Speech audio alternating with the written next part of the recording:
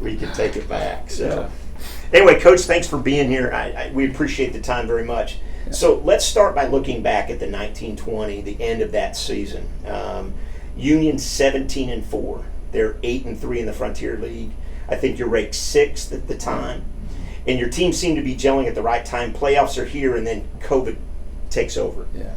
Describe your personal thoughts on the season ending that way. I mean, what did you tell your seniors at that point? Well, obviously it's disappointing. I mean, you felt for your seniors just because it was their last opportunity to play for a state championship. And it's disappointing for your underclassmen because you're not guaranteed of getting back there. And so to have that taken away, because I thought we were really playing well late in the year. I thought we'd found our stride as far as the things we were trying to do as a team. Because I can't remember how many we won there at the end in a row, but so it was very disappointing. The seniors, you talked to them, and at the time we still had hopes that we might still play. So it was. So, we saw them on that Thursday when we found out, and we got to see them again on Friday, and still had hopes of playing because, they kept thinking, well, we're going to have a chance to maybe try to play this thing. And so I don't know that and then it was over. School was out, and we didn't really get to see them. Right. So there was some closure to it, but not probably total closure as far as because we really didn't get a chance to see them. Didn't get to have our end-of-year banquet, those type of things that, to celebrate what they had accomplished because they did accomplish a lot. So it's very disappointing. It's like I said, just for those kids, coaching staff, the time and energy you put in to get there, and then to have it taken away. And I know we understand why, but but then again, the whole thing was just kind of starting, and you think, well, can we not get in 3 days right. and get this thing knocked out and everything? But like I said, just a disappointing time for everybody, and obviously we understand why, and trying to move forward and try to prepare for this next year. It's been a challenge. So let's talk about that next year. You end the year. You brought it up. What was the message to your underclassmen at that point? I mean, you had a freshman in that was starting for you guys at times, or at least playing a lot. What do you tell them to keep them motivated to come back? Well, I think a lot of that is, obviously being young, they have that opportunity to come back, and it's just at that time you're like, we knew we couldn't do a lot of off-season work, so a lot of them play on competitive teams, and they see a lot of them go to personal trainers and that type of thing. So a lot of them stay active. It's just a matter of keeping them engaged with the union and knowing that, hey, we'll have next year, and we just got to continue to work, and whatever's thrown at us, we'll try to handle it as best we can. Because we didn't really get to start working out much until the summer, and it was limited. It was what we could, were allowed to do, and so really didn't get to start doing a whole lot till school started. Right. And so it was probably an important summer that they were playing out on their own with some competitive teams because they were still allowed to play. But I think the young guys are eager to play and come back and see if they can get back there and experience what that senior class did. And it's not like this program is going through something that nobody else is going through. Yeah. It's an even playing field for everybody else in the Frontier Conference, and really across the nation for that matter when it comes to what sports is going through. Yeah, and from that standpoint, you can view it that way. It's like, hey, everybody else is dealing with this right now, and it's going to be a challenge. I mean, we've had some, we've had some kids out due to the contact and those type of things, and so it's just trying to adjust daily in practice who you're going to have, who you're not going to have. It gets a little frustrating at times, but like you said, everybody's going through it, and there have been some teams here around the Oklahoma City area that have been totally shut down and haven't even been able to see their teams or practice. So we're still fortunate that, like I was telling them today, is we should feel fortunate that we are still allowed to practice and get ready for this first game, and that we have an opportunity to play if we do what we're supposed to do. So, about 2 weeks away from the first game. So, a little urgency needs to kick in, a little bit more of excitement because it has been a grind here early.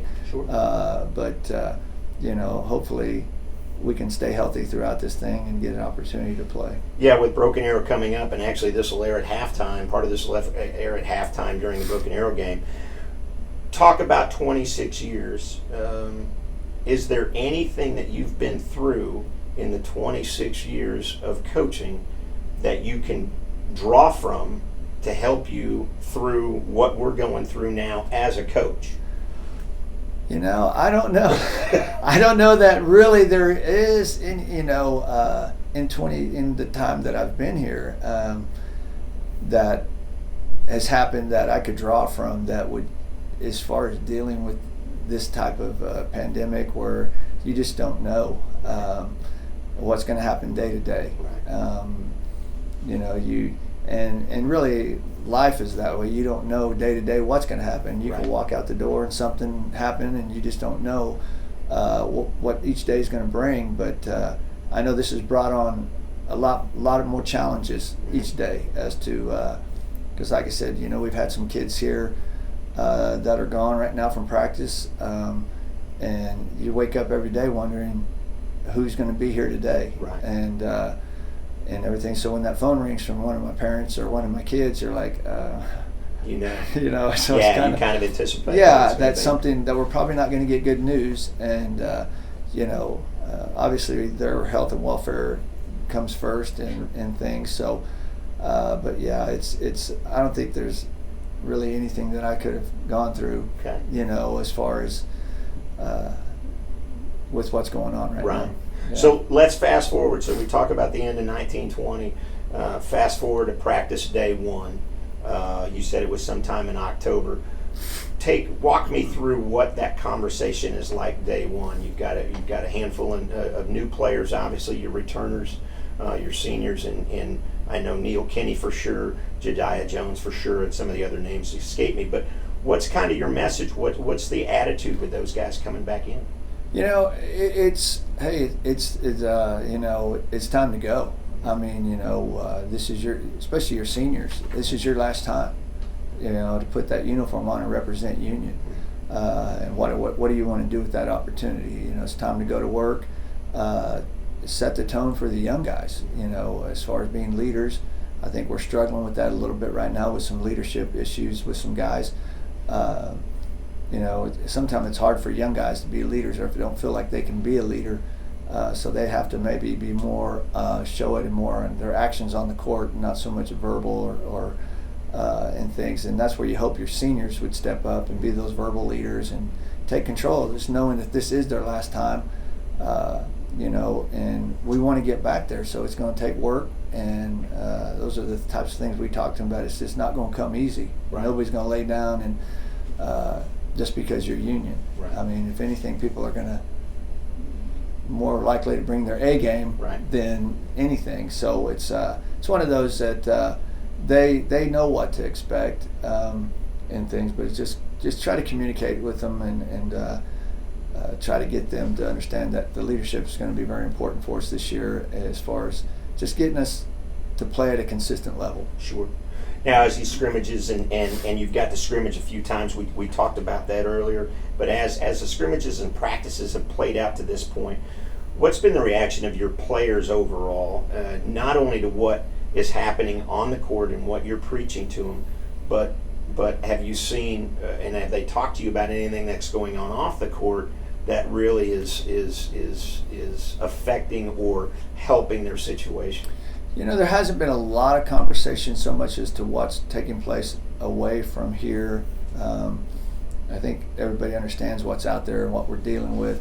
I think, as players and as coaches, this is our opportunity, as kind of our release from that COVID pandemic type deal. So we can kind of put that behind us during that time that we're on the court for 2-3 hours, and just say, hey, we can focus on basketball and just put all that behind us. And then once we walk out of the gym, obviously it smacks you in the face. But, it's one of those, I think that, early on, I think we were talking earlier, I think there's just been a lot of inconsistencies with our team right now, especially in the preseason. And I think sometimes scrimmages can be a little misleading because you're trying different combinations of guys. You try to work on some things. Maybe some things are working well for for you, and then you decide, hey, we need to work on this, and we go away from what's going well. Like you asked about the East Central scrimmage, we were doing some really good things early, but there was things I wanted to work on, so kind of took us out of our flow of what we were doing. So then maybe slowed us down a little bit as to what we were trying to do, and things. So scrimmages, sometimes you just want to see consistent effort, and we can't have the same mistakes. And I think that's what we have at times, is just a little bit inconsistent in effort and maybe some decisions that we're making on the floor, but all correctable stuff. These guys, I mean, they're good kids. I mean, I enjoy them. It's just like I said, it's just a matter of getting them all on the same page. Sure. So biggest takeaways so far in this a season that basically hasn't started yet, but what are your takeaways from the kids to this point? Well, of course, we had a little heart-to-heart today about some things that, and it's the holidays and out of school. I mean, they'd rather be somewhere else at times, and it just, again, trying to keep them focused on what we're trying to accomplish. We're, like I said, 2 weeks away from opening, and there's still a lot of things we've got to get put in place, and, there's that big learning curve, because people ask, well, what kind of team are you going to have? You experienced, got young guys. I think we got a mixture, but really experience-wise, we're young. Right. Even our seniors, we had those guys that played. We had 3 of them that were in our rotation, but after that, very limited minutes and none meaningful. Mm-hmm. So our experience-wise, we're a little, young, but athletic. Got some guys that I think can do some things, and then with a mixture of some young guys that are coming on, and so I think. It should be a fun year. We're probably going to play a little different than what we've played in the past. I mean, we've been playing up-tempo somewhat, but I think this year might even be a year we might be able to run 10 or 12 guys out there, and might be a deal. Whoever's playing well stays on the court, and who isn't, you might get to watch that night. Gotcha. So it's going to be until some guys separate. I guess once the lights come on and we see separation in some guys that, okay, these are the guys that got to be on the floor the majority of the time, and then the other guys become role guys. Right on. So I want to change gears for a minute. Colin Cowherd, who nationally syndicated guy for Fox Sports, the day before the NBA draft, he talked about how he thought the culture of basketball had changed over the years. And his argument was stemmed from the fact that LaMelo Ball and I believe it was Anthony Edwards. So here are 2 guys that are going top 1 and 3 in the draft. LaMelo's Ball's pre-draft information to possible NBA teams consisted of his guide to his social media platform. And Anthony Edwards stated that he really wasn't into basketball, but he's the one that goes number 1 to the Timberwolves. Yeah. I ask you because his argument was the culture of basketball has changed, and that other sports, he mentioned football specifically, but other sports create men, and he felt that the culture of basketball wasn't necessarily creating men. I know what you do on the court. I disagree with that from a union standpoint, but you've been doing this for this long. Yeah. Has the culture of basketball changed? I think in a sense it has somewhat changed. Probably more so, there's a lot of individual players, a lot of guys that put themselves first over the team. And I think you probably see it a lot more at the college level and going into the NBA, just due to everybody in high school is not going to play college basketball. Right. So that's the message that I sell to my guys, that everybody's not, I mean, we would love for everybody to have an opportunity to play, but it may not happen. So let's be the best high school player we can be and the best high school basketball team that we can be. And then all that other stuff takes care of itself. Gotcha. And like you said, we try to, because there's so many lessons that can be learned in athletics, basketball, whatever, just life lessons that kids can take away. And that's what we try to teach, is life lessons, because once they get out in the real world, are they going to be a positive impact or a negative impact on the world? And so that's what we want out of these guys. And like you said, try to make young men so when they go forth, they can make the right decisions. I think as some of the kids that maybe are at the top of the heap may get advised by the wrong people, and probably I think the shoe companies and those type of deals drive individualism. I think that you see it every day. I mean, when you watch the NBA, right. you know, the guys that, you know, it's about them, and you see all these contracts that are being signed right now as free agents. There's guys making millions of dollars that I haven't ever really heard about, you know, and sometimes these guys come out so early, maybe they're not ready. Maybe they need to be in school to learn how to handle situations. And I don't think that a lot of them are ready. I think a lot of it is the money drives it, and if somebody's willing to throw millions of dollars at you, they're going to take it. And then I think, and like you said, I think a lot of that does breed individualism, and that's the biggest thing that as coaches we have to fight is putting the team first, and all that other stuff will take care of itself. So let's jump ahead then in this thought that you can go to college and be one and done. Is that something in your mind that needs to change? You know, again, I don't know. It's just one of those deals where I would like to see kids stay in school, obviously, get an education, or, you know, even if they're in school for 2 years, you're not going to get, you know, your full degree, but you can get started on it. So if in the end it doesn't work out for you, you never know, injuries, whatever, things might happen. You know, I think for the college game, obviously, to see those kind of kids for 4 years or 3 years is great for the game. I think sometimes, like I said earlier, sometimes some of these guys come out and you really never hear about them again. Right. You know, they may end up in the D League or somewhere, or nowhere. Right. And so I think that it's a fine line. There are some kids, you know, maybe the family situation or whatever, they need to make that money or whatever.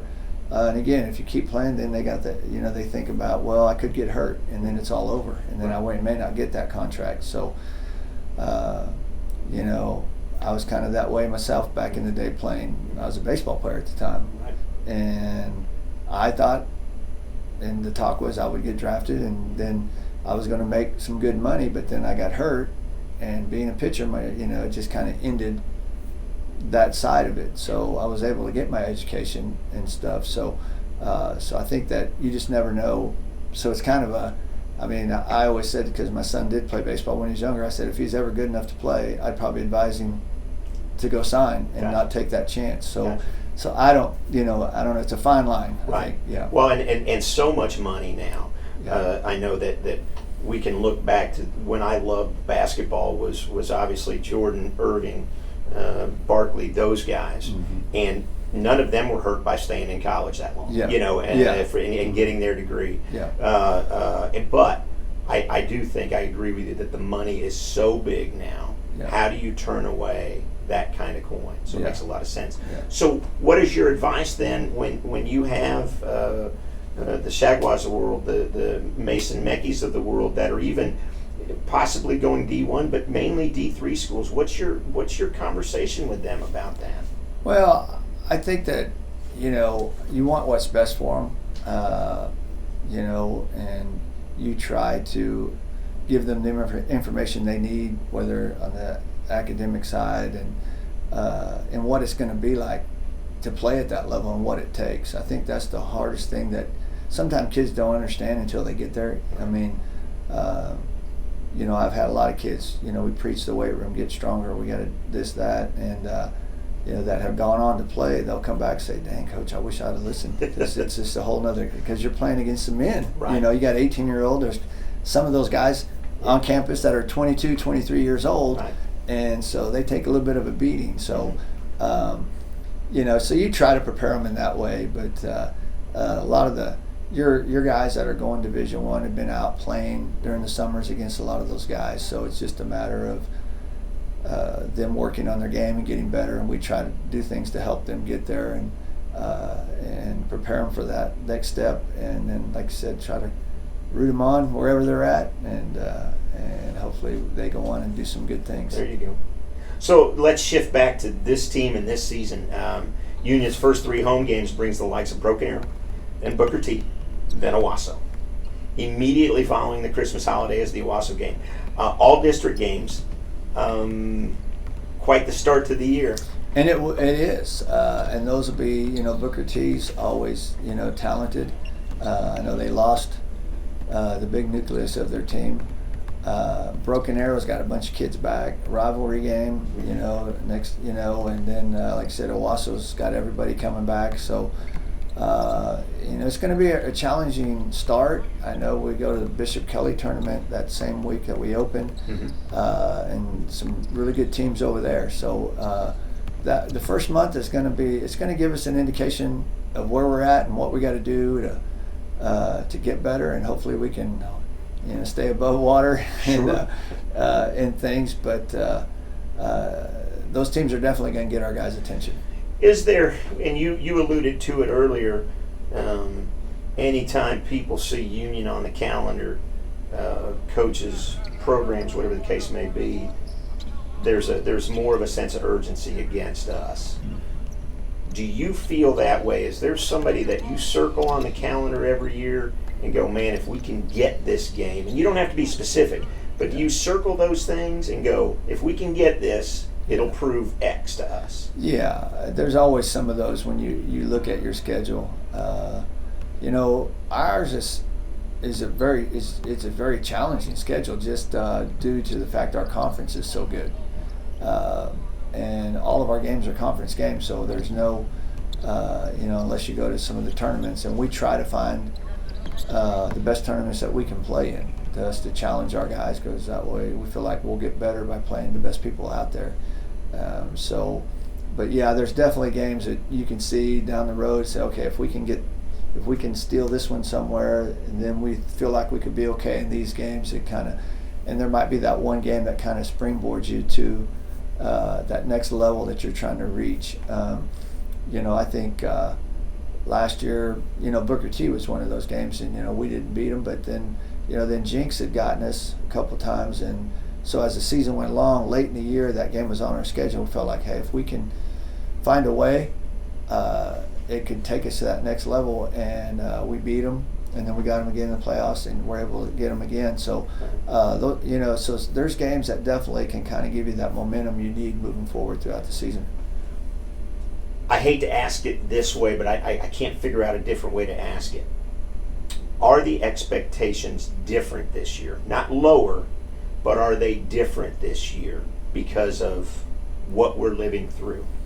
I don't,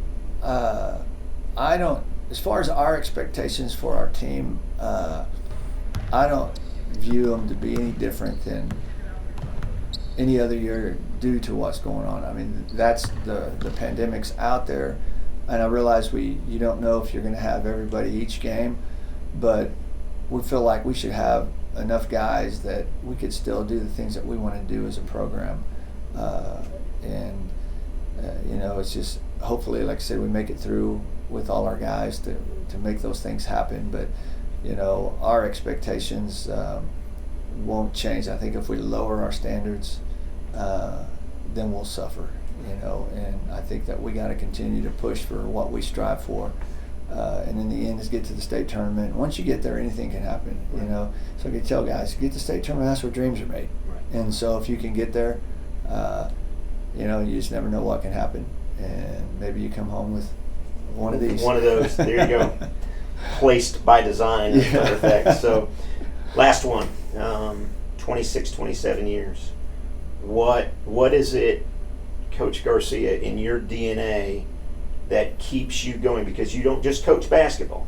You have kids that you see every day in a classroom type environment.